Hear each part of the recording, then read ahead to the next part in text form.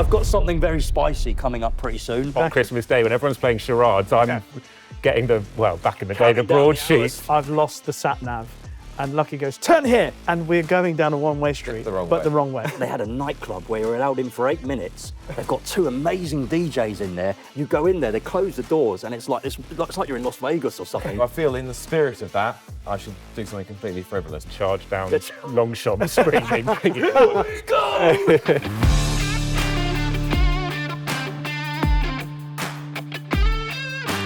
It is the most fabulous time of year Yes, it is. to be a sports fan, I think. Yeah. So much good racing coming up. Great sport, Rishi. I love it. It's always good racing, normally really good football, unless you're supporting a team that's struggling. Darts. Darts, Have you been to the Ali Palace? cricket. I would love to. I would love to Have go you ever once. been? I've never been. Can you take me? What outfit would you wear? What outfit do you think would suit me best? Super Mario? I'd quite like to see you in a sort of... Bing, bing. That one, yeah? Yeah. Yeah, I can do that. Nailed on. What outfit would you wear? I've actually been to the darts. I wear In an outfit? Yeah. Christmas suits every time. Sure. Yeah. There's me and my mates go. We sort of alternate years, but we're not going this year. All right. But Christmas suits is what we go. Do a deal with you. If the Paddock is still going in December, Yeah. I will dress as Super Mario at Ali Pali. Okay. You. Superb. I'd love Yeah. to see Yes, that. we'll make that If happen. there's any reason for it to keep going, I'll do it for you. We will. Oh do. my goodness. How are you, mate? So you, Rishi? Merry Christmas. Talking of the master of how to get Ollie, views. how are you, mate? How are you? Nice to see you. Happy to see you. Christmas. You too? Good to be here. Do you want a cup of tea or anything? I'd love a cup of tea. Let me make that Absolutely. for you.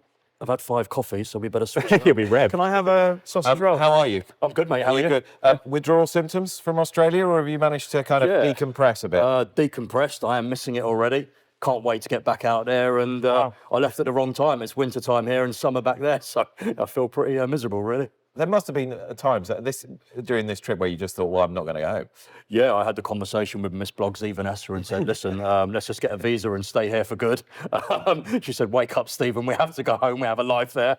But for me, it was a real eye-opener, and what an incredible place. Is it potentially on the card? I mean, you took, seemingly from afar, you took Australia by storm, and they really lapped up your content. Yeah.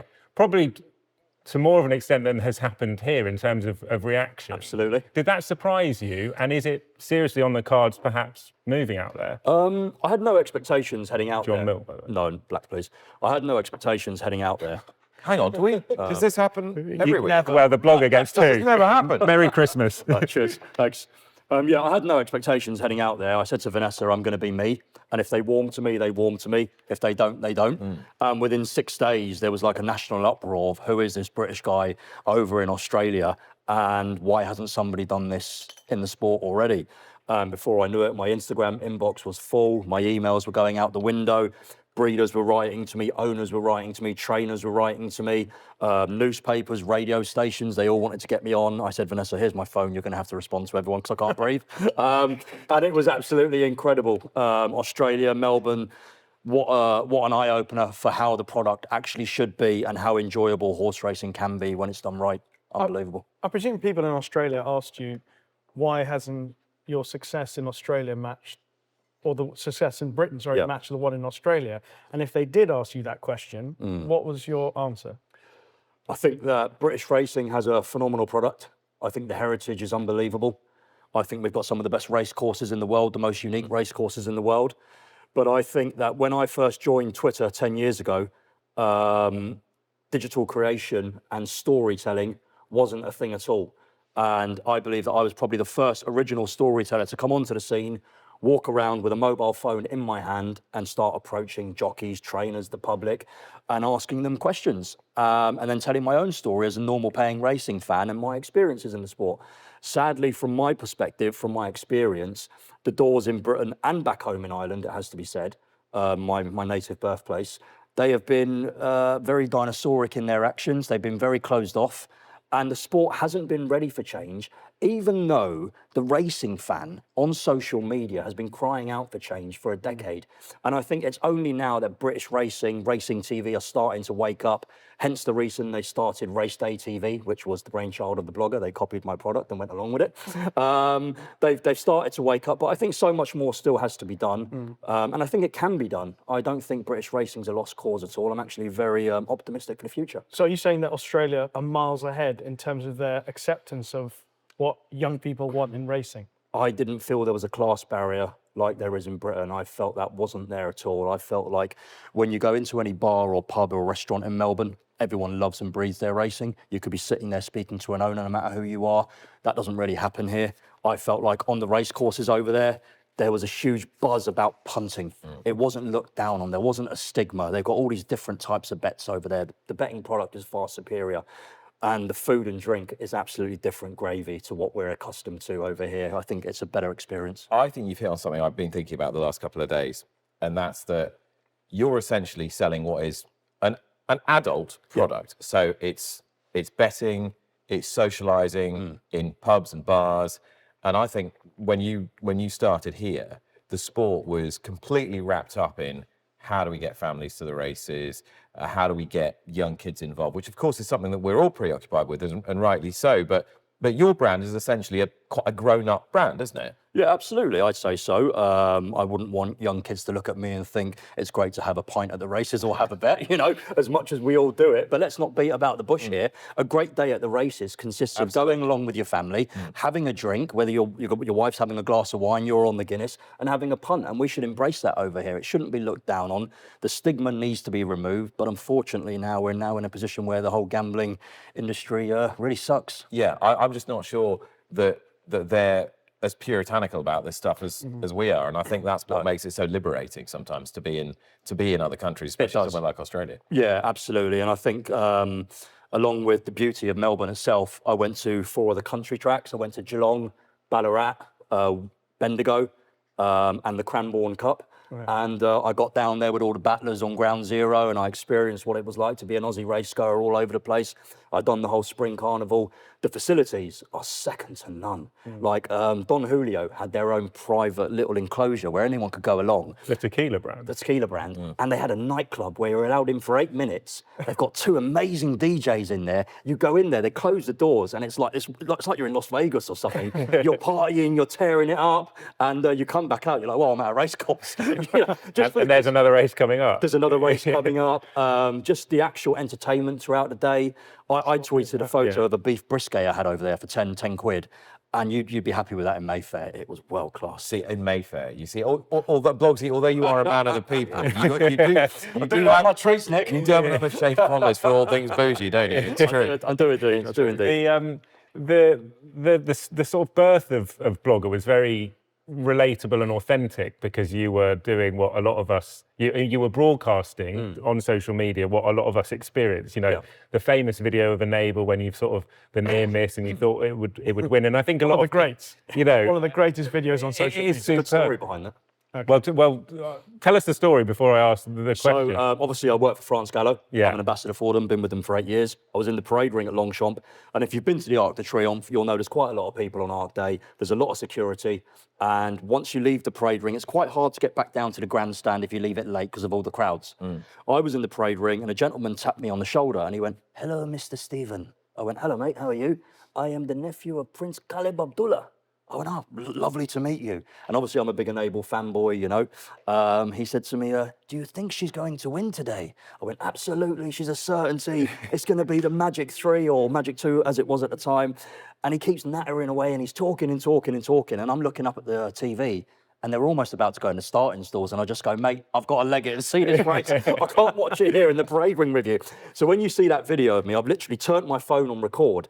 I'm tearing down those steps, trying not to break my neck at a million miles an hour. I run past this security guard. And when you're on ground zero on a race course, the screens are pretty small. You can't actually see that much. And I could feel Enable was in front. I saw her about a length up. It was, "Come on, Enable, history." And I'd had a massive anti-post bet. I mean, the biggest bet of my life for 5-1. I'd waited 4 months to collect. And it was just deflation. The race course went silent. But that was the reason why I actually run down into that tunnel so late. The point is that I suppose that stuff that you did early on, and not saying it's not now, but it was really authentic. It was really relatable. And now when your stock is rising and you're being paid by Racing Victoria to go out there, France Gallo, you mentioned paid you back then, but is it hard for you to strike the balance between sort of authentic, kind of very real content to essentially what is ultimately paid content? No, really? not at all, because you have to remember in Britain, I'd say 85% of the time that I go horse racing, I'm paying to get in. So I'm a paying race goer. I'm down there with the battlers, as they say in Australia. I'm a race goer, and I'm still that young kid who was going racing as a 14-year-old, experiencing what it's like to go racing on ground zero. I'm the fan that tunes in every day to check the Racing Post results, watches race replays at night, keep up to date with all the big races, and still get excited by what an amazing King George we've got coming up.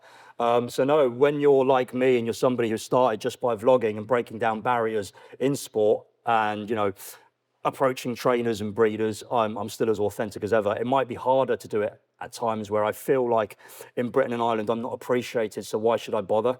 I've cultivated the biggest community of racing fans in one collective space in the history of the sport on X, and I have the numbers to prove that. I think if Team Britain worked with me, they could garner and embrace all of these new fans that I brought to the sport collectively, and I'm optimistic for change because I think they are changing slowly. Where do you think it hasn't gone wrong for you, it's gone very right for you, but where do you think your relationship with the sport, say in Britain and or Ireland, has had a slight fracture? Because I was looking back through some of the articles written about you in 16, 17, when you were bursting onto the scene, and there was massive enthusiasm for what you were doing. I remember being at Cheltenham preview nights with you 10, 12 years ago, and everyone was loving it. Not that long ago. Loving it. Not out. that long ago. Well, it's probably a decade, isn't it now? Yeah, 9.5 years. Yeah, 9.5 years. Yeah, Okay. yeah. And people were loving it. Yeah. I feel, even though probably look at me in a different way, I walk quite a singular path. And everything I do revolves around me. The pressure's on me. People don't realise that when I hold my phone, I'm producing, I'm scripting, I'm editing all my own content on the spot in live situations, walking through God knows how many people. And I'm trying to articulate myself to a worldwide audience. And that's quite a tough thing to do. This is quite interesting because now you look back on it and you said, I'm an independent content creator. Don't you think, actually, that's what makes me different from everybody else? I'm my own man. Yep. I'm not, okay, yes, I have retainers. People can pay me to do bits and pieces around the race courses in different parts of the world. But ultimately, I'm my own boss. And in this world where everyone's an independent content creator pretty much nowadays, and it's not traditional media, don't you actually feel quite empowered by that? I do. And I'm really proud of what I've done in the last decade in horse racing.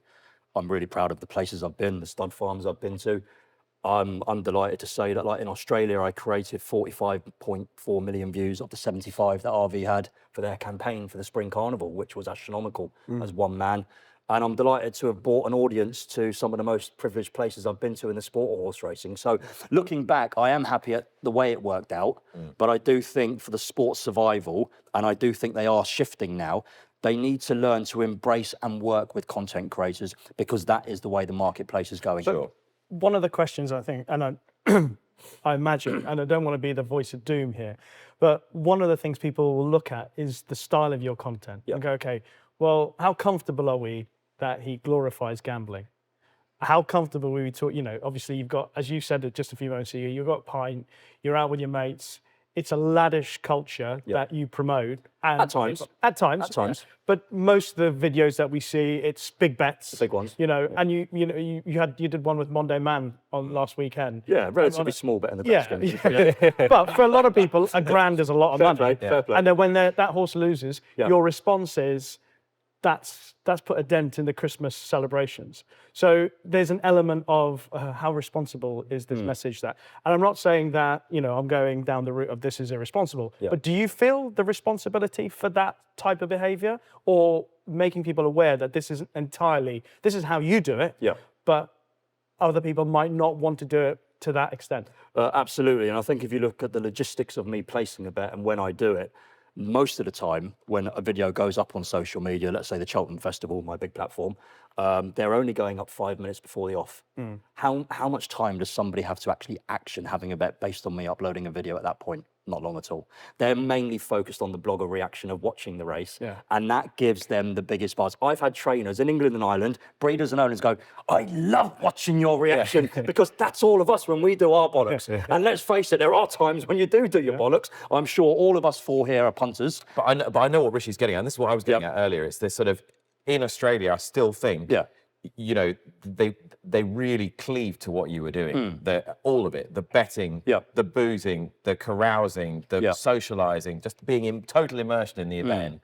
Whereas I think there's just that apprehension from some. And I respect that. That Rishi was saying, because I think yeah. you know, we've had 3 years of conversation about responsible gambling, Yeah. and you have inspired people to follow in your footsteps. But of course, if people follow in your footsteps and they try to emulate your style of punting, that's really hard to emulate. If you know, I don't know the source of all your income, etc. And people always ask questions about where's he getting his money? How realistic are these bets? Are they genuine bets? Of course they are. Because the sums that you talk about are quite significant, and for the normal man in the street, having a bet like that is. I used to be that normal guy having 50 quid on, having 100 each way. I've just always fantasised with moving up in stakes, and as my punting got more serious, and as it improved, and as I met people who are smarter than me, and as I got better information at times, I want to stake more to win more, and I take my punting very, very seriously. Do you see yourself as a pro punter then who makes content, or a content creator whose content is around betting? That's tough, because when I've tried to focus specifically on gambling only, I have to switch off my content creation because it takes up all my time. When I'm focusing on content, my punting takes a back burner and I can't focus on it. So it's one or the other, and I've had to adjust. I suppose in Australia, just to go back to your point there, the whole time I was in Australia, I only had 4 bets on camera. Yeah. So most of my content was purely organic racing content. But people want to see the bets. It's what gets them going. But is it my imagination, or was some of your content in Australia a little bit softer? In terms of... I don't mean you're not a hard man. I'm a big baby. used to be a PT. No, you know what? So you've got the hard sell stuff. Yeah. That's, you know, 30 seconds or whatever, Yep. and you're down there in the ring having a bet with a bunch of people or whatever. And there's the slightly more reflective stuff when you're out on the studs and doing some of the more colour content, which is actually a bit more kind of traditional, but you put your own spin on it. I thought there was a bit more of that content coming from Oz. Is that because you were just given the opportunity to do it, or is it something that you actively sought out? Yeah, I think that certain opportunities in Australia and New Zealand presented themselves for me based on me. For example, a few of the studs flew me out there in their own private helicopters, which was unbelievable. I felt like Brad Pitt. You know. Now, word did reach me Yeah. that you got a bit windy on Gay's chopper. I'm terrified of heights. Is it true? I was covered in sweat. My hands were holding on to that was so hard. When I got off, I was like shaking. That bit, that bit She was trying to film me, and I was just sitting there like this. You know? where you saw Blogsy trying to hold. That was why I was shaking. I was that Steady. scared. Really? Yeah, but I was a fool. I sat in the front of the chopper, and it was one of those choppers that had a see-through floor. Oh, no. And my heart was out my mouth. So the second time I done it, I sat in the back row, and I had the blinkers on, and I just looked at the floor the whole time, and I was actually all right. But no, I hate heights. I absolutely hate But I think the point for you two actually is around what we're talking about there, that what you're saying is that in Australia it's a bit more sort of lauded, that betting content, that kind of to a sense. They're hard-hitting still very stuff. responsible over there. I know, for sure, but we've spoken about it on the Paddock in the past. Yeah. Do you think that we are, in terms of the racing landscape here, do you think and I know the conversation, as you say, has been largely about responsible gambling for 3 years, do you think we are too nervous about it as a topic in terms of how we approach it as British and Irish racing? Do you think we cotton wool it a bit more than we should? For as long as I've been broadcasting in racing, it's always been something that we've tiptoed around. You know, there used to be quite a lot when I first started.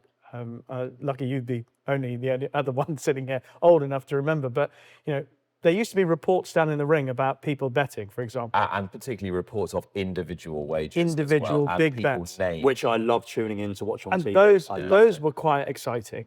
But when I joined broadcast, I remember watching it on Channel 4 and BBC, and then when I joined Channel 4 and then BBC, it became less and less of a talking point, and people started to just be built more careful and wary about how significant you spread that sort of news, to the point where it's almost, it feels like that we've got to the point where we're slightly embarrassed by excessive betting or excessive mention of betting, where I think the balance is tipped enormously the other way. I think we don't talk about it enough. We don't talk about it in the right way. Betting is a skill, especially in racing. Betting can be educational. It can really excite your mind if you work on a race and get it right, or if you work on a race and you understand the facets of it. So there's an element of it that I don't think that we deliver best to the viewer or the race goer, and I think we've got an imbalance in how we broadcast. I've noticed a shift at ITV where we've done a bit. We're going into the betting. You did that piece here, didn't you, with Stephen, a different Stephen.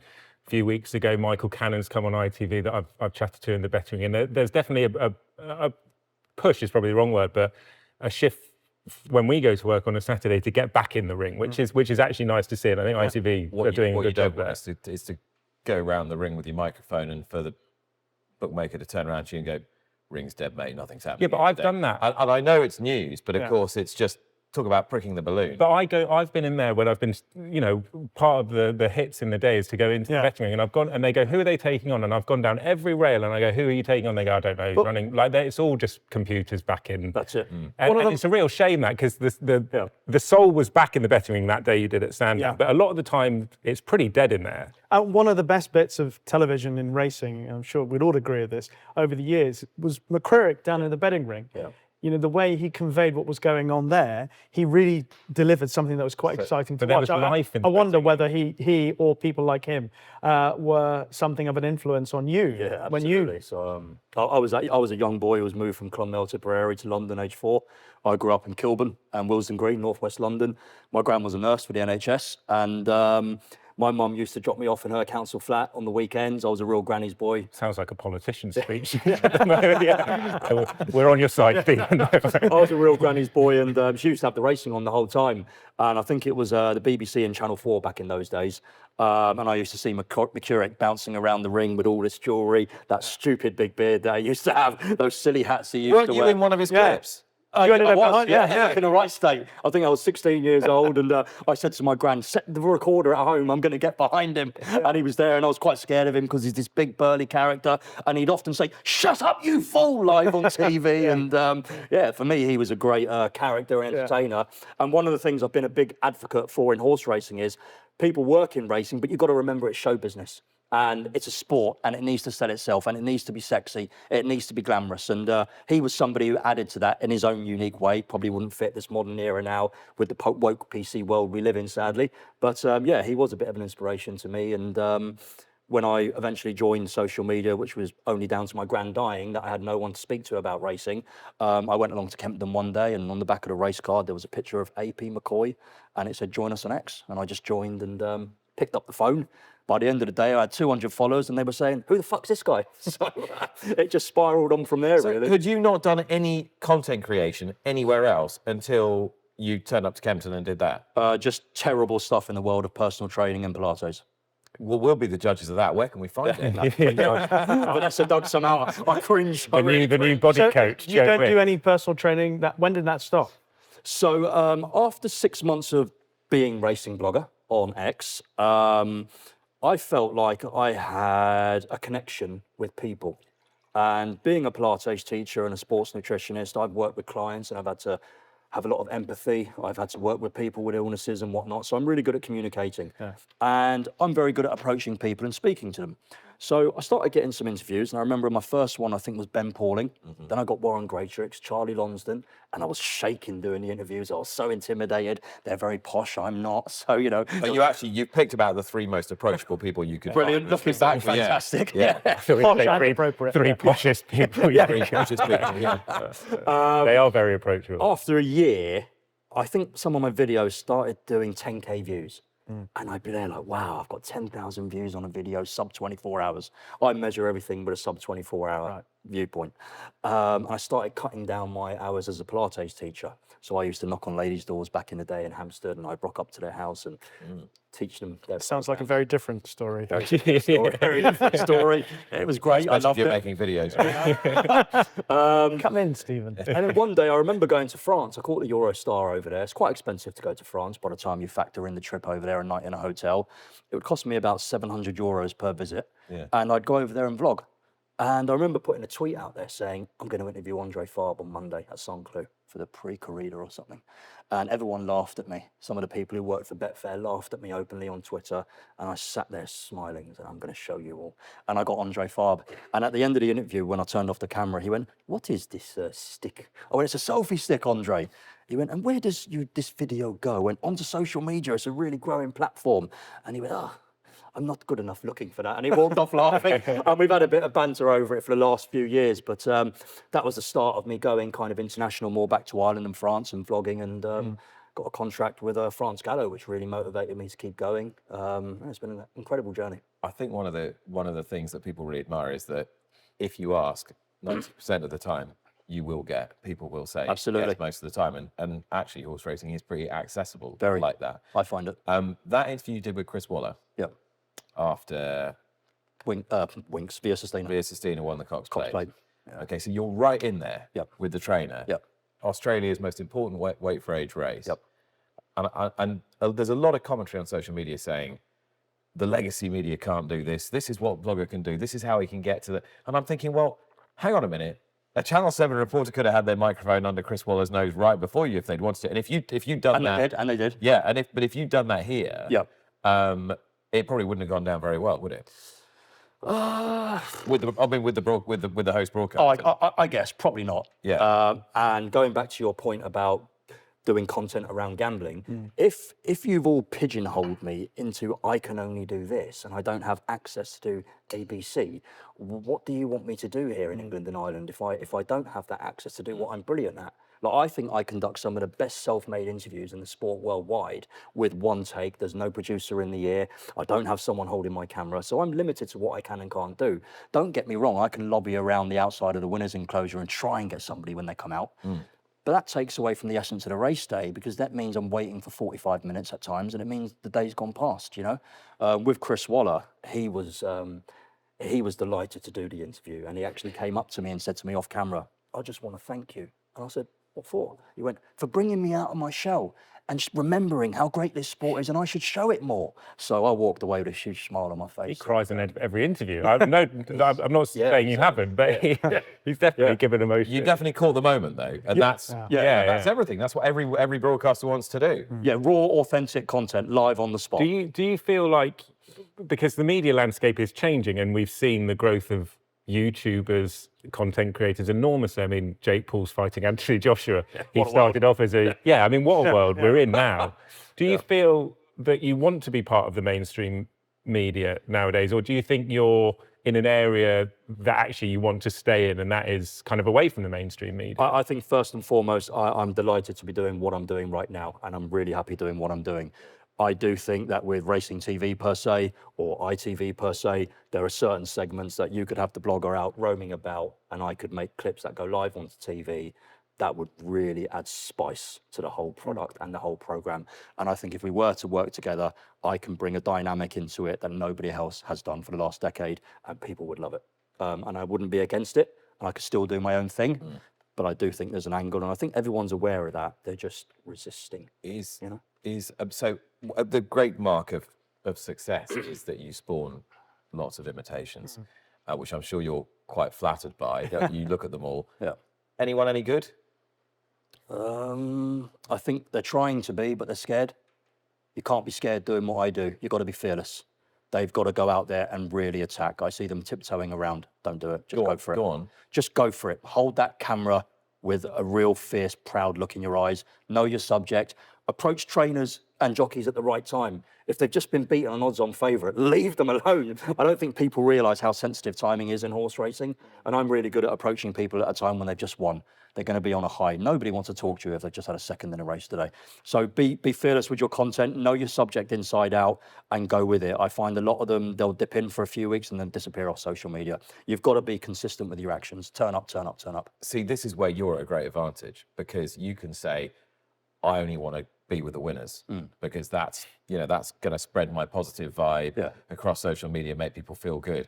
If you're in my position and the producer says to you, look, I want you to... And that's the content I want to see. And that's exactly. You want to see the loser. You want to see the loser explaining why it's bloody heartbreaking not to win this race. And sometimes that can make the best the best television. Absolutely. It's very hard for me to capture a jockey, though, when they've just been beat, because they're steaming back into the weighing room, as you know, or a trainer, he's there with his owners and a big group of people, and it's hard to get access to them at that point. I think one of the best interviews we did was, I did it. Sorry, I'm not patting myself on the back.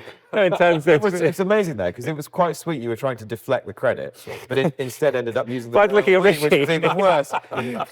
Sorry, one of the greatest interviews of my life. Yeah. No, but one of the most engaging interviews ITV broadcast was with Nicky Henderson after Constitution Hill in the Fighting Fifth, and that raw emotion, that, as you say, that actually the audience really engaged with, because you could see sort of a broken man. We spoke about it on this before. When I've posted about you, and we actually chatted, didn't we, on the first or second Paddock about the blogger, and how I definitely, and I think we all agree, think it's really good for racing what you're doing and engaging that audience.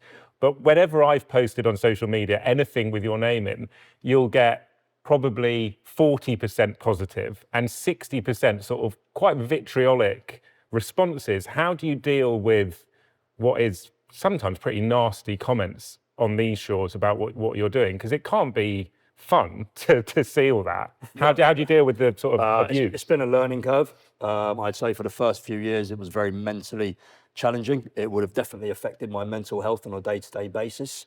I'm quite a resilient individual, quite perseverant. I was in a wheelchair at 15. I had to learn to walk again. I've had a lot of surgeries on my legs. I've had all my veins removed. So I think that kind of background, when I've had bigger obstacles and trolls online, I've had to face as a human being, I think it stands you in a stronger stead. But it is tough. I'm at a point now where I really don't care anymore. I love reading the comments now, no matter how good or bad they are. But back in the day, it did hurt. And what hurt even more was certain people who work within racing who would badmouth me on social media, which I'd find laughable. And then when I challenged them, they delete their tweets. But going back to your point about, ratios of numbers of good and bad, I think these days, really, it's the same 10 or 20 people narking on.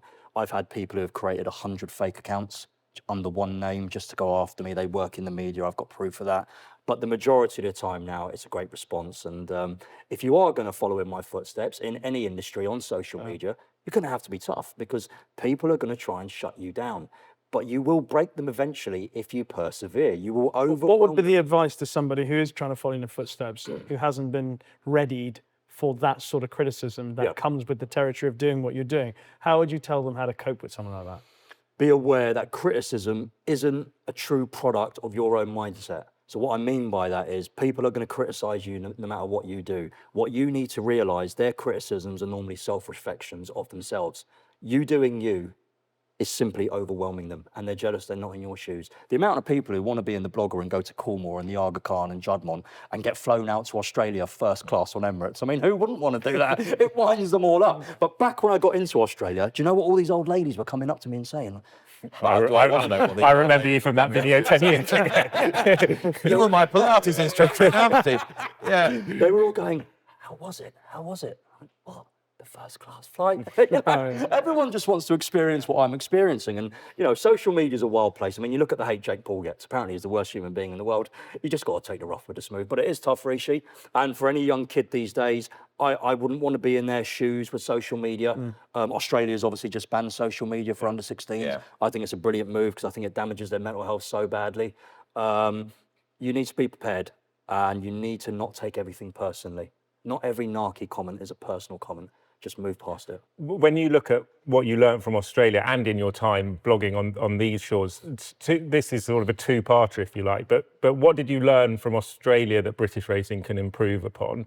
And what do you think we can improve upon as an industry for people like yourselves? Because I wonder whether the reaction since you've come back has been a bit more open arms. You're obviously striking the right chord with young fans. Maybe you have been a bit more welcome since you've returned from Australia, but what are your learnings from it all? I think the main takeaway from my time, specifically in Melbourne, which is where I was based, was when a governing state like Racing Victoria work with somebody like myself, the industry quickly realises the importance and the power that it can bring to the table. Everyone wanted to work with me rather than against me, because it was attracting a new audience. But most importantly, it was capturing the love and passion of the audiences from the past. and they're the bread and butter for the industry. So when a big organisation, let's say like the BHA over here or HRI, work with a creator who has that audience, you can do great things. And like I said already, I think the sport is still in a place to do great things. I think they just need to learn how to start working with people rather than against them and tell a story, because there are great stories in this sport. And if you can simplify them and make them more authentic, I think you can branch out. I've had so many young people and old people say, blogger, I love your fucking content. It's so real. And do you know, I never followed horse racing, but I love following it with you. And I've actually come along now and I'm a fan. And the amount of messages I've had from that, and that's what keeps me going. It's the people, and that's why I do it now. So Elon Musk wasn't really doing his job properly, I don't think, because you went to Australia and all these people are saying, God, this blogger, mate, Stephen Parr, have you seen him? And I'm like, yeah, I've been watching him for 12 years, or 10 years, sorry, 9.5 years, okay. And he's a thing back home. Now, you will say there are a lot of people who don't want me to succeed, etc. But you have established yourself as an entity here, no doubt. Everyone knows who you are around the racecourse. Yeah. You've been a success by whatever metric you want to judge it. But I can't quite understand, through the power of social media, how that hadn't managed to permeate beyond borders. You know, when it's supposed to be for you, if you're a horse racing fan. And then that got me to thinking, well, actually, how effective is social media at getting racing beyond its borders, given the way that it's set up now? And given the fact that X, formerly Twitter, is still the dominant horse racing social medium, actually, do we need to not be moving everything toward TikTok now? TikTok, God, what a platform. Not a fan of TikTok myself. Why not? Well, I think the average age of people on TikTok is 19, and I think the majority of them aren't really there to watch horse racing, if I'm honest. It's so full of nonsense. Why do you think not? So you're not... Well, yeah. I've seen TikTok give platforms to the weirdest people in the world. I'm not going to go too deep into some names, but I think TikTok actually tarnishes a lot of the stuff within horse racing. So you actually think X is still the purest medium for you to disseminate your content? I think depending on what state, I know in the Middle East, Instagram's the biggest platform out there, and it's where I have the majority of my Middle Eastern followers. I think in Europe, X is the biggest platform, especially for people within the industry and racing fans alike. But I think X is the most powerful platform, and I think it's the most up-to-date news in the world by a mile. You only have to look at the numbers in horse racing. It does. Anyone can get views on TikTok. It's such an easy platform to get views on, but they're not views that correlate to actually bringing anything back into the sport. You know, they're cheap views. Is your aim views then, clicks? Is that what you, when you have an idea for a video, do you go, I know this will do, like if I do my brains in this race, I don't really care because it's going to get... Care. No, I do care. Trust me. But I guess you monetize it dependent on views, right? No, if I told you what Elon Musk pays me per month... Well, how do you monetize your content then? I don't. So none of it's I earn about $140 from Twitter per month, about 80 quid. So it's not, basically, the way you set your business up is not transactional based on views and clicks. So it is... Everyone's under that illusion. It's but what you are saying to people, when you're saying to France Gallo or Racing Victoria or your other clients or betting companies who pay you or whatever, you're saying, this is my level of exposure. This is kind of what I got last year. This is what I can get for your average click. Sure. So you are sort of selling it on the numbers, but it is not a directly transactional equation. Exactly. Yes? With brands, there's payment to be involved, of course. You're picking retainers up. But if I do 1 million views on some videos in sub 8 hours like I've done, or 5 million views at Cheltenham, I don't get paid for that. No. So how do you approach what content? Well, I've got some plans coming. Okay, go on then. I'm not going to reveal them all right now but I've got something very spicy coming up pretty soon, and that will be monetized. I'll finally get a pay packet out of it, which I think over here or in Oz. Oh, it will be based here, right. But it will go worldwide. Right. I've got a few tricks up my sleeve. The passion is still there for me to create, and I'm looking forward to doing it. You know. You did your documentary. Do you think you could do That's my legacy piece, by the way, because I was about to leave the sport. Well, you are legacy media now. You do realise that, don't you? You are legacy I'm a dinosaur in it now. Yeah. I see all these young guns coming up in it. Yeah. One fella called me uncle on Twitter the other day. He said, uncle. I said to Vanessa, that is hilarious. Could you have you ever thought, right, well, I could make a series. I could have the racing blogger does X, Y, or Z, you know, and run a strand. Would your brand withstand something longer form, do you think, or not? Yeah, absolutely. I mean, I should have done YouTube years ago. We've got this thing in the industry called short form content, And it's why any fool on TikTok can be a success. They can hold a camera up for 10 seconds, somebody can do a silly dance to a little jingle and get 50 million views. But you get them in front of a camera for 25 minutes, they can't speak. They freeze. I've met loads of content creators who you meet them in real life. Oh, I'm nervous. I'm like, Jesus, you're not the person you appear to be on camera. We could roll now with your crew around the world of racing, and we could snap up a documentary within a day, and we could sell it to the world. You do realise you're this close to putting in your mouth the pipe and on your feet the slippers of an old media fart complaining about these young kids. Yeah, well, my point there was you've got short form content and long form content. Yeah. And I think where we are now in 2025, people are moving away from short form content. They're sick and tired of it. And I think the numbers on YouTube, which I look into quite extensively, are proving that. And the average viewing time on YouTube used to be 14 minutes. It's now down to 9. So people's ADHD has gone to another level. They can't even watch simple videos anymore. People want long form content and they want to buy into the content creator. They're gagging for it more now. What does success look like for you then? Be it on an individual video or sort of your overall like year round? Yeah, I've got videos that I produce that might only do 50,000 views and I go home and I'm delighted with them. Like I remember when I went to Cornwall and I filmed Galileo walking down that big lane that he did. And I was like a little kid at Christmas and I had this huge smile and I was like, and here he comes. It's Galileo. I felt like, what's his name? Atkinson, David Attenborough. David Attenborough. I felt like David Attenborough. Mr. Bean might be you thinking of. And I remember doing pieces like that. And that to me as a racing fan is the stuff that I love to produce. Interviewing Aidan O'Brien, going in to have a cup of tea with him in Ballydoyle, those kinds of pieces. And people always try to put this stigma on blogger, and they do it because they can, because I'm the biggest name to be shot down.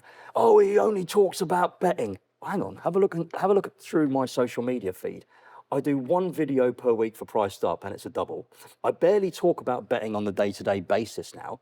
I don't go racing in Britain that often anymore. So the only time I have a bet is probably once a month on camera. But apparently I'm the big fool guy. No, I'm just the biggest guy that they want to shoot. I'll tell you one thing, and you're from other sports, the one thing I think about racing, and we've kind of touched on it a moment ago, but having dipped my toe into a few other sports, you've obviously done loads of other sports and you've dipped your toe into the world of politics as well. But I'd say that racing should be really proud of the fact that any racegoer could come here to Sandown if there was a race meeting on, walk outside the stand that we're in, and out there would be the trainer that you look up to. By the weighing room, you could see the jockey outside. You can't get that in football, you can't get that in rugby. And that's something that, for people coming into the sport, you get to meet and chat to. And you don't have to have a camera in your hand. You can really get to know the people that you cheer on and laud and your heroes, basically. And racing should be really proud of that because... And they should sell it.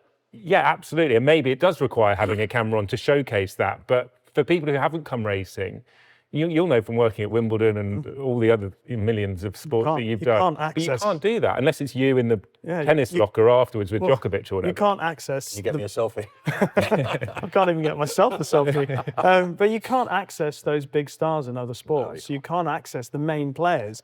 Whereas here, you can... When the jockeys are walking out from the weighing room to the paddock, you can chat to them and they will chat to you. Yeah, they will stop and sign autographs. Absolutely, and the trainers and the owners love to talk about their horses.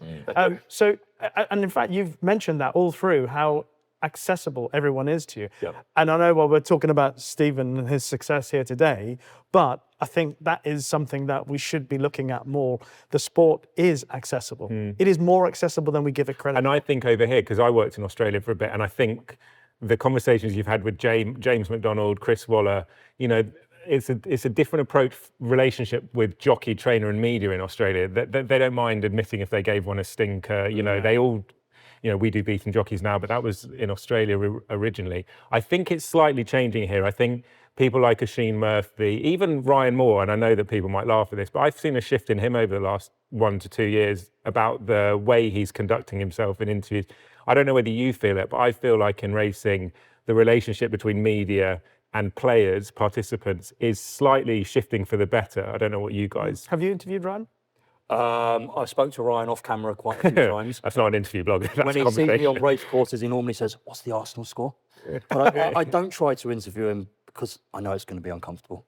And what's the point? I'll just leave him be. He doesn't like doing it, so I let him go. I think big races, big days only. Really. Yeah. I mean, he's. Do you think there's an overall shift though about the relationship between because I think he gives you more on the big days when you leave him on the days that don't really carry as much significance for him. I think he respects that. But Ollie, I think I think more broadly, an overall shift. Because I think it's really important that the trainers, jockeys, owners are able to convey the excitement that we want to feel when we watch racing. Yeah. And I think there has been a positive shift in terms of who and how that's being conveyed. And it needs it, because you need jockeys to have social media profiles. You need trainers to have social media profiles. You need horses to have profiles, because these profiles are what's selling the story, and it's all about the story. People buy into people, and they buy into stories. But it's got to be real. It's got to be real.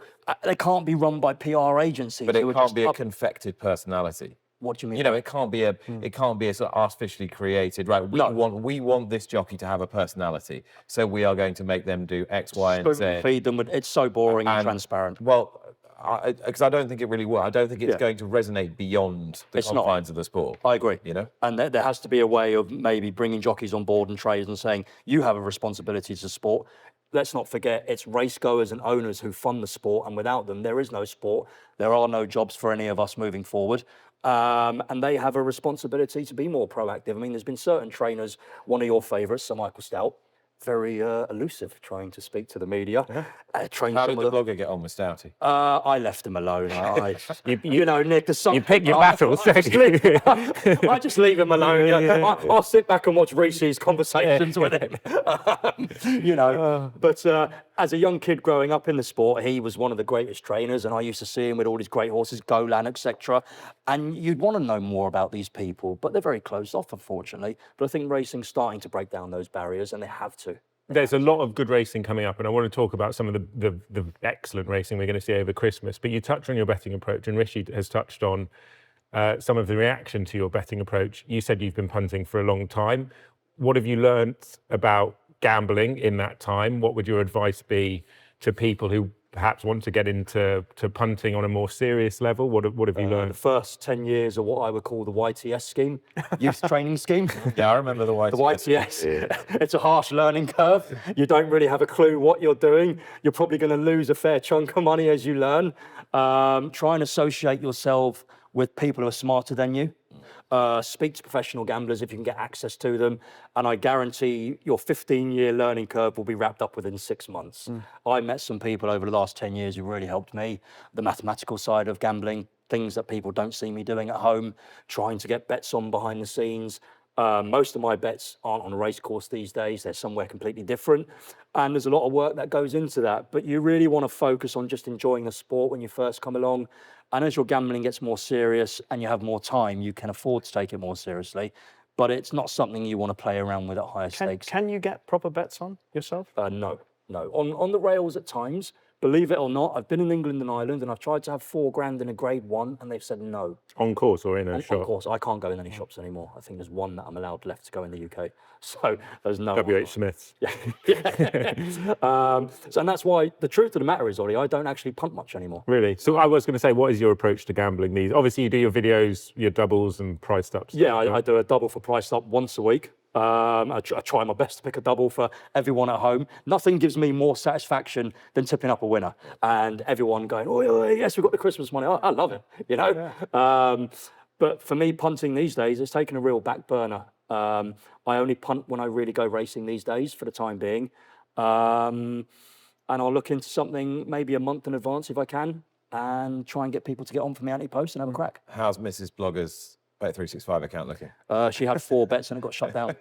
Yeah, not good there. Not good, no. How did you meet? So I was in a salsa bar in Tottenham Court Road 17 years ago, cutting up some awful shapes on the dance floor. I was a real gym lad at the time. I probably had a really tight T-shirt on, you know, looked really egotistical. Her mate was trying to chat up one of my mates. I think I was on a diet at the time, so I was in a bad mood. I was shredding down. But obviously looking fit. Looking phenomenal, yeah. if I do say myself. Not very much these days. And we had a small chat that night, and she didn't really take to me. So she lives in Bishop Stortford, Hertfordshire. Mm-hmm. Did you have a selfie stick in your hand? Not in those days. Believe it or not, a lot of the write the number. You had to write it down. hand. Right. You had to write it down in those days. So my friend got her friend's phone number. Anyway, I was really out on the pool back in those days, right? I was really going for it. I was out 5 How were you days. getting on? I was doing all right. I was down Soho every night, cutting shapes, getting a lot of Italian birds and Spanish birds. It was brilliant. Living my best life. Then I saw this girl the next day. She'd come back from Hertfordshire, which is 62 miles away. Yeah. And we're in London, and we walked past each other on the same street. Randomly. Randomly. That's a sign, isn't Just it? went, oh, that girl from last night, do you fancy a drink? She went, no chance. So I said, come on, I'm not that bad. Let me get you girls a drink. So we actually walked in, to believe it or not, the Walkabout, the old Aussie pub, down around Soho, Carnaby Street. Yeah. We had a drink, we exchanged numbers, we spoke for 4 months after that, and then I met her 4 months later, and the rest is history. Would you go full circle and put your name in the hat for Strictly next year then? Show off the salsa moves to the public. They're getting a lot of... George got to the final, didn't he? He was a YouTuber, and I think Joe Sugg, didn't he win it, perhaps? I'm not too sure. Anyway, but, would you do something like Strictly? Would you want to do something like I'd give it a go. It'd be a great weight loss motivation, wouldn't it? I've got quite good hips. So I'd give it a go. Yeah, why not? Crack. You speak about Christmas money. I mean, I'm going to read out some of the races we've got coming up this Christmas. Boxing Day, we've got obviously the King George at Kempton, featuring Factophile Gaelic Warrior from Ireland, Ile Francais, now with Tom George, the Jukebox Man, Django Bay. That is a proper King George. We'll get your thoughts on that in a moment. At Aintree, my daddy Paddy is still in training this year, despite what others have said on social media. Christmas hurdle, Sir Gino's over hurdles. 27th, the Welsh National. We've got the Desert Orchid at Kempton. Then the Irish racing kicks in. You've got La Devant Enfant. Is that how I pronounce it, Lucky? The Divan Enfant, I guess. Lucky is the master Mr. French. Yeah. We worked together at the Olympics. It was only a matter of time. I couldn't wait for him to get out there because he did all the translations, taught me French that I'd forgotten, or reminded me of French that I'd forgotten, taught me new Are you words. fluent? Where's this going? No, I'm just saying, what a brilliant... Because you lived out there, didn't you? Where is this going, Rich? It's just how brilliant... There was one very... Okay, go on. Yes. Here we go. So, taking instructions. So Lucky was my co-pilot. I was driving, left-hand drive, and... Rishi was the only person allowed or insured to drive drive the the car. BBC Anyway, car. so I'm following instructions from everybody else in the car, but Lucky is the one saying, follow my instructions. So we get to near where our hotel is, and I've lost the sat-nav, and Lucky goes, turn here! So, but like that. So I've turned, listening to him, and we're going down a one-way street, The wrong way. So I'm going, is this the right way? You know how I'm a little bit weak and soft and insecure. So I'm going, If you believe this. is this the right way? And Lucky goes, just fucking drive. So we're driving down the road, and a local living in Versailles comes out with his rubbish, and he's about to cross the road to put it in the bin on the other side, and he sees us going the wrong way, so he stops in the middle of the road, and he's looking, and he's making all the actions and saying stuff in French which I don't understand. At which point he puts his window down, and I went, "Will you fucking make your mind up whether you're going to go left or right? Just fuck off." And I'm looking at him, and we have other people in the back of the car going, "Oh my God, this is a 10-time broadcaster of the year." Side of Nick Luck. I'm glad it's finally come out on a public platform. Did you carry on up the But street? we got to the car park, didn't we? Yeah. Had we a few did. tickets along the way. Oh, but once we were committed, we had to commit. We're all telling you Coming that. out, it's Okay. coming out. Well, we're all telling you that. You can't be halfway through a video and go, "Oh, sorry, Chris, can we start again?" No. I was actually Committed. scared. I bet, yeah. You weren't. You loved it. Thank you for that tangent. Sorry. That was good.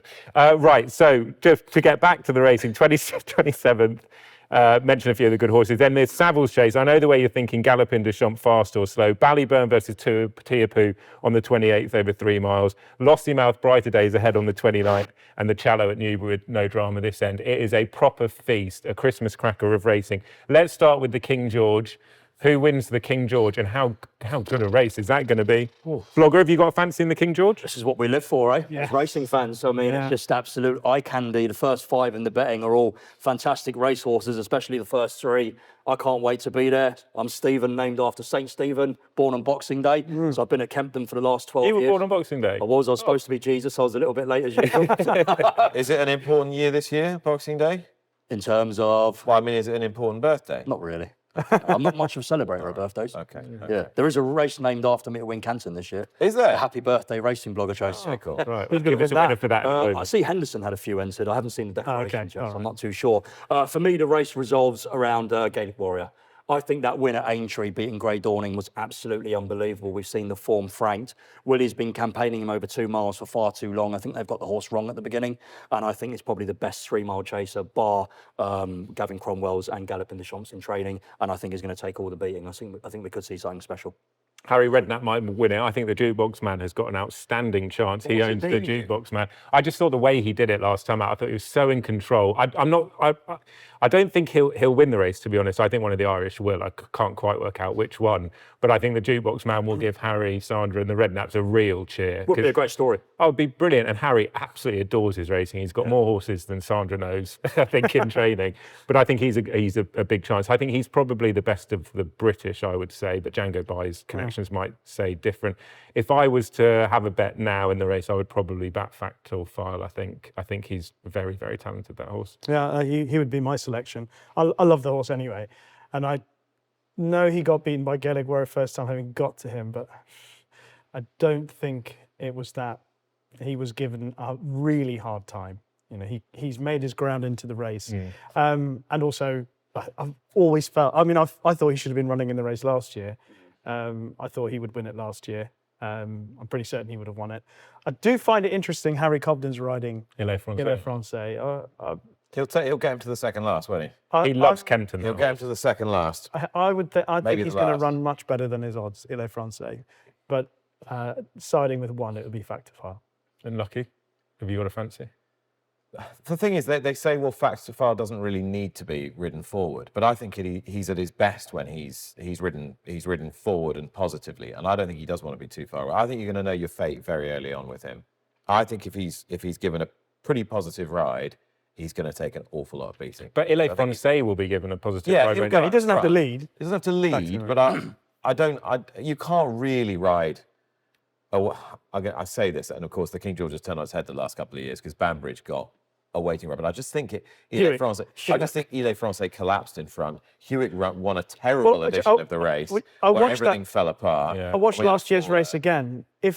I still think if Il Francais hadn't slowed down going into the last and jumped it, And he still might have won. he might have held off I just think Banbridge. these are better horses. It's a and proper Exactly. race. It's going to be a proper old school King George, and I think if you're stuck out there, Factifile. you're going to struggle. It will be great to see Sergino back in the Christmas hurdle, but I've rattled off a number of races. I won't do it again because that's boring. I could tell the Lucky story again. If you like. But there are so many good horses, so many matchups. It is a brilliant time of year, as we said at the start of this, to be a sports fan and a racing fan. Are there other horses across the Christmas period? Who are the other horses that you're really excited to see in action? Well, there's a horse that I know that Blogger also likes, that I also adore, called Romeo Coolio. I personally think that he could be a superstar over fences. I was chatting with a very good friend of mine who I was saying that he reminds me of Best Mate a little bit in the way he carries himself. Economy over a fence. He's got that same arch neck that Best Mate has when he's travelling and the jockey's on board and he's going through a race. And there's just, he looks like a different model over fences than he did. I mean, he's pretty good over hurdles. He ran well at the festival. Form's working out as well. And I just have a feeling that he could be, remember Best Mate started off over fences like 2-miler. I think he was favourite for the Arca. That didn't happen. Foot of mouth, and then obviously he won 3 Gold Cups. What you win a 2-mile novice chase around here? Yeah, he won. Yeah, he won here. He won the Henry VIII or Henry the VIII. Silly I can't remember. Silly Isles. Was it? Silly Silly Isles. Isles, yep. But he was, he was a, Beat Decoupage one. and he right. obviously went the Halden Gold Cup and the King George horse. I think Romeo Coolio could be that type of horse. He'd be versatile over a number of trips. But there's something very exciting about him. I hope the bubble isn't burst over Christmas. But I love that horse. One of the great stallions as well, Cave Tara. Yeah, bless him. Yeah, absolutely. Looking forward to seeing Sergino, probably the most exciting horse in training. I think Nicky Henderson knows what he's got on his hands. The fact he's pitching him back into Grade 1 company first time out, the reports I've heard from Lambourne, we're going to see something special. He'll win the Christmas hurdle and be 6-4 favourite for the champion hurdle after that. Would he be your bet in the champion hurdle now if you had to have a bet There's in it? not a horse who can lace his boots Really? besides Constitution Hill. but we're not going to talk about him today, are we? Sadly. And Ballyburn would be my other big hope in the, is it the December hurdle or Christmas hurdle? 3 miles. I don't think we've seen the best of him. I think he had some back problems last year. I think Willie's ironed them out with a physiotherapist and chiropractor, and I think he's going to absolutely destroy Tiapu. And what about you, Lucky? Who are you looking for? Is Jimmy DeSoy going to run against his stable companion Final Demand in the Grade 1 at Limerick or not? He's out of Boxing Day here, so maybe. Yeah, I wanted him to. I was desperate for Jimmy DeSoy to run in the Corto Star, but he's not running. He's running Kitzbühel in that race instead. I think Jimmy DeSoy is a better horse than Kitzbühel, and Do you think he's a better horse than Final Demand? Well, probably possibly not, but I think he can give him a race at Limerick. I'm just fascinated to see how he gets on. 2-5 around there. If he runs them both against each other. But I love the fact that we have got those matchups: Gaelic Warrior versus Factophile here. Madborough, Marine National. Yeah, you know, it is a 3-4 day period where there is proper pre-Cheltenham matchups that will tell us a lot for the rest of the season. Lossymouth against Brighter Days Ahead and Co. in the December hurdle. Yeah. Did they mention that Wooders could run in that? Yeah, I think she's a big player. Prices are a bit. I mean, I'd be wanting to take Lossymouth on at 8-13. I think. The thing is, what I love about this is that this is essentially what I'm doing in my head on Christmas Day when everyone's playing charades. I'm getting back in the day, the broadsheets and literally studying the form. It is so good, isn't it? And there'll be so many families hopefully watching on Boxing Day. Great racing, obviously, with the King George and beyond, but doing the same thing, chatting about racing round, stuff in their face. Could I do a charade for Lost in Paris? Yes, be our guest, as blogger souses our way out of this week's episode. Final point then. We'll do our paddock picks and people can watch that on social media separately. But we've got the crackers up and this is the final show before Christmas. So if you had Is there anything in there? We're not doing that on air. If you were to have a Christmas wish for racing, and it might be about you and your career, but we'll go down the line, what would your sort of hopes for next year with regards to racing be? It might be a horse you want to win, it might be more sort of bigger than that. But is there a specific message that you would have, like the Queen's speech, the King's speech? Who wants to go first? I'll go first. Yeah. I'd like people who work within racing and the industry as a whole to be more positive about the sport. Why don't we just start to celebrate the good things about racing, the great days when you go to a race course, this Christmas period that we have now. I haven't seen anyone really package the whole 5 days and collaborate it with Britain and Ireland and say, this is what we do and this is what we're good at. Let's shout about the sport. That's a very interesting point about Britain and Ireland and more cooperation between the two countries in terms of promoting, particularly in the jump season where they've got the opportunity to do it. Yeah. And it's all on ITV, isn't it? Pretty much. Yeah. All over the Christmas period. You boys are going to be busy. I'm doing 26, 27. I'm not doing any ITV over Christmas. Where are you? Huh? France, learning the one-way systems in Paris. The family are going away for a few days. Right, but I don't think that's why I'm not doing ITV. I wasn't doing it before. I'm going to do a madness. I'm going to go to Boxing Day at Kempton. I'm going to drive straight to Wales on the same night. Good man. Go to Chepstow. I'm going to go to Bristol the same night after the Welsh Grand National. Go to Leopardstown for the Savills December hurdle. Brilliant. Going to come back, see Miss Blogsy, take her out for a New Year's meal, and then go to Cheltenham for New Year's You've Day. missed Taunton and Warwick, which is where I'm going to be on the 30th and the 31st. I'm lacking, Come on, Nick, I'm lacking. Why don't you do, genuinely, why don't you do like a tours thing where young fans can come racing with you and do a similar trip to that? That's a good idea. If you want to organise it for me. Well, I'll take commission, you can do all the... You can have 10%. Yeah, thank you. But honestly, that would be a way... Get your Australian agent on the case. But that would be a way, wouldn't it, of getting your followers who love your content to experience, because a lot of them may watch from afar and don't go racing. You know exactly what to do on a race day. Is it something you would think about? Yeah, for sure. I'm quite a lonely person off camera. I've only got 4 or 5 friends. I keep my friend circle very small. So putting myself in a position with a load of people that I don't know for a whole day isn't something that I particularly warm to, but I do see the benefits of it, and I would be open to it. It's quite interesting that. I mean, for someone who does what he does. Yeah, for to be so shy and seemingly quite I'd introverted. like to sit in the pub at the back and just be left alone and have banter with your mates, and that's it. And then charge down Longchamp screaming, this won't be beat. Yeah, very shy and introverted. Do you have a Christmas message, Lucky, or?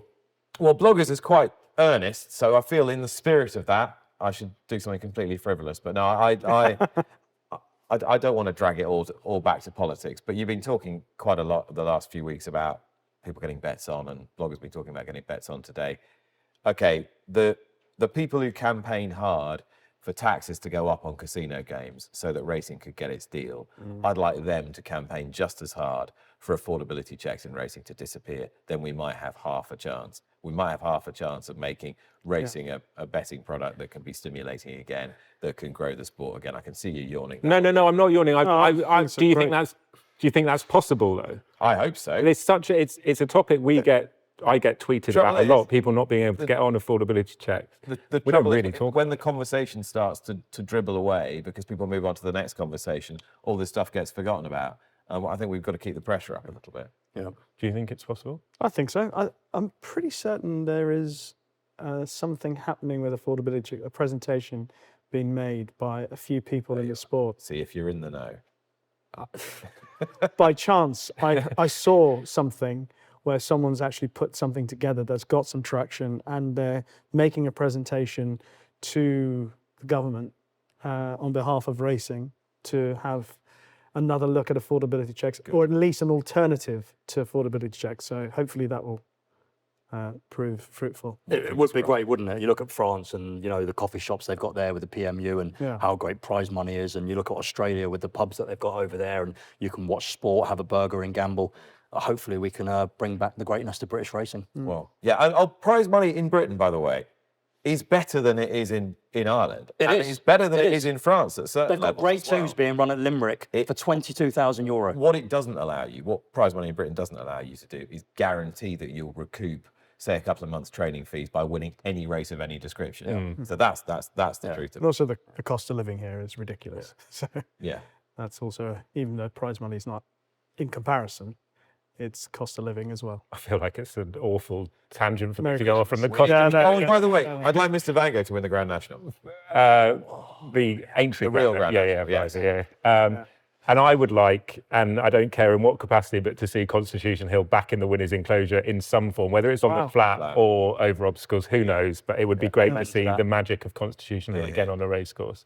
Well, on that, I would like, I thought you were going to leave me out for a second. No. I would like racing to have either a racehorse or a personality break the barrier from racing into mainstream sport, the national conscience. We haven't got anybody. Who's it likeliest to be? That's a good question. That's you, isn't it? You're about the nearest. You're about the nearest one. You have. Do you mean someone penetrate into like entertainment? So the last we had would have been Frankie. Yep. Yeah. John McCrick and Frankie were the last two that had some traction. Horses. Did Frankel Frankel? nearly did it? Frankel nearly did it, didn't Nearly he? did it. Yeah. Desi and Red Rama probably the one. Desi and Red Rum. Constitution Hill was doing it. Constitution could have could done- conceivably have done it if he 100%. kept going. Yeah. I mean, Corto style. more people probably remember Shergar nationally than they do See the Stars. Yeah, 100%. Yeah, that's probably because of what happened. Yeah, absolutely. But, Shergar. that's 40-something years ago. Yeah. I would like either a horse or a personality for racing to help us, because I think that's what, when you It's going to have to be a horse, I think.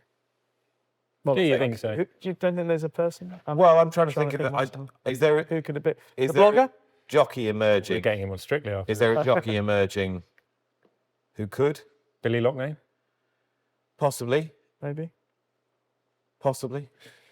Anyway. We will see. Perhaps it will. Yeah, it is a good idea. But if you walk down the street, and perhaps Joe could do some of their excellent content when they go out and sort of speak to everyone on the street. If you were to say name a jockey or a trainer, racing would be very worried, I think, about how little people would know about horse racing. Exactly. And they probably will still say Frankie, John McCurrick. Yeah. And that, I think, you're right, probably could do with changing. Or they just say the bloke with the sideburns, don't they? Yeah. The bloke who does the bowls, the snooker, the Olympics. I haven't got sideburns. Bowls. Right, One of my favourite weeks of the year. I played for the first time last week. bowls. Indoor Active in Australia. Indoor or outdoor? Proper bowls. Yeah. Crown Green. With a load of old people, and I said, "Can I join in?" They welcomed me in, it's and not I all rolled old a few bowls, and it was really good fun. But in Australia, people go to the bolo, they call it, and they go on a Sunday. They all meet up, every age, have drinks, play bowls, and then go out afterwards. So it's big in Australia. Great sport. Very challenging. It is harder than it looks. Yeah. A bit like darts. We won't end on bowls though. We will end on racing. It is unbelievable racing coming up. So this Christmas you're in for a real treat. Blogger, thank you so much, Stephen. Thank you so much for joining us. Happy Christmas to you and yours, and happy Christmas to you both as well. Thank you very much for kicking off the Paddock this year. Happy Christmas all. Good Blogsy. Yeah, enjoy the racing. Thank you very much, Blogger. Well done. Christmas. Sorry, I wasn't going to leave you hanging. Make sure you, and from across the desk, make sure you follow us, like, subscribe at the Paddock UK on social media. From all of us, have a very, very Merry Christmas. And we will see you soon.